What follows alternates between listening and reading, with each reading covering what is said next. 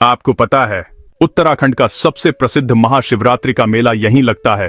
कहते हैं शिव को भी यह स्थान अति प्रिय है, इसीलिए इसका नाम पड़ा छोटा कैलाश। उत्तराखंड के नैनीताल जिला के भीमताल क्षेत्र में स्थित छोटा कैलाश भीमताल केवल एक मंदिर नहीं, बल्कि आस्था, तपस्या और प्रकृति का अद्भुत संगम है।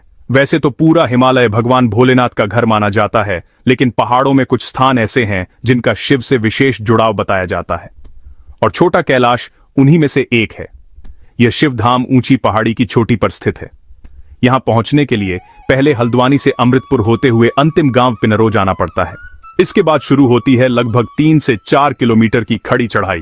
टेढ़े मेढ़े सर्पाकार रास्ते, घना जंगल और हर कदम पर बदलता नजारा।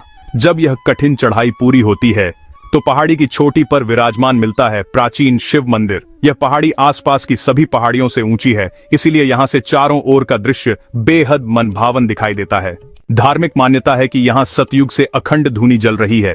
कहा जाता है कि भगवान शिव और माता पार्वती ने सतयुग में यहां एक दिन बिताया था। त्रेता युग में राम रावण युद्ध को भी महादेव ने यहीं बैठकर देखा था, और द्वापर युग में पांडवों के यहां आने की भी लोक कथा प्रचलित है।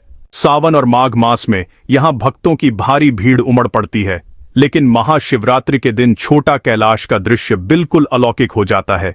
विशाल मेला लगता है, रात भर जागरण होता है और श्रद्धालु अखंड धूनी के सामने खड़े होकर अपनी मनोकामनाएं मांगते हैं। मान्यता है यहां सच्चे मन से मांगी गई इच्छा जरूर पूरी होती है। छोटा कैलाश भीमताल श्रद्धा, संघर्ष और शिव कृपा की जीवंत मिसाल है।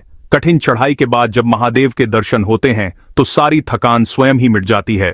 शायद इसी वजह से कहा जाता है, जब बुलावा आता है तभी इंसान छोटा कैलाश तक पहुंच पाता है।